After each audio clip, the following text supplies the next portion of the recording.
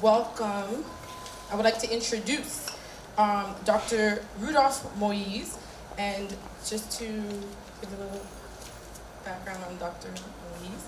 Dr. Rudolph Moise is the president and CEO of Comprehensive Health LLC, a large primary health care practice that centers in Dade, Broward, and Central Florida, where he practices family medicine and pain management.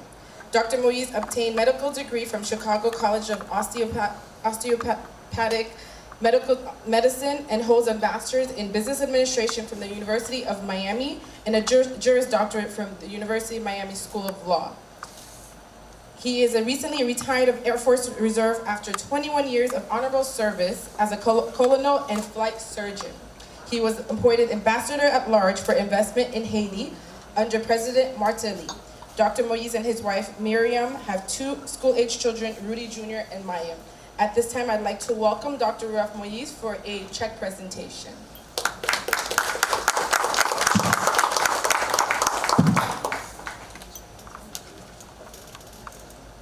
Good evening, everybody. Good evening.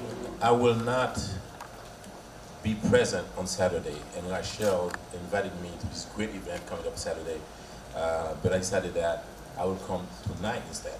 But before I continue, I have a question for the Prime Minister. Mr. Prime Minister, do you miss your job? Or are you relieved? To be honest, I was privileged to serve.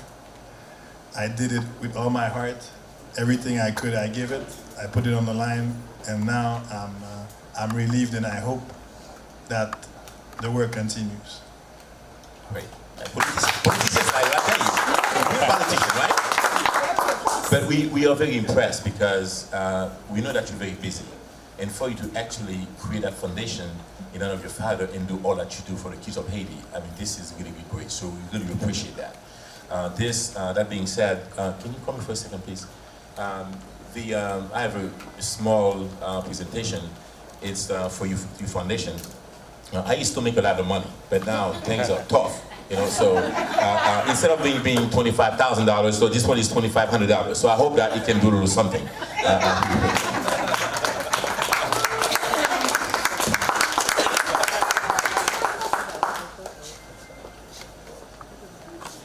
And secondly, our good friend, where's Alan Joseph? Alan, can you come in for a second, please? Alan Joseph has a company in Haiti named IMED. He supplies medical equipment and medical supplies for most of the hospitals in Haiti, and he has volunteered to contribute some medical supply and equipment to a new clinic to be built on the site of the foundation. So we wanted to thank you so much, sir, for your generosity, and I'm pretty sure that Mr. Lamothe also appreciates it as well. You want to say a couple words? That's okay? Okay. All right, thank you so much.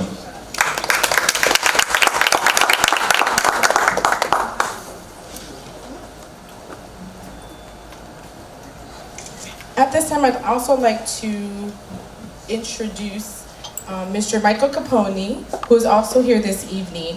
Mr. Capone is has partnered with Mr. Prime Minister Lamothe regarding this Saturday's event. He's a businessman that is here to assist with helping raise funds for the rural villages in Haiti, and we'd like to thank you for being with us this evening. Thank you.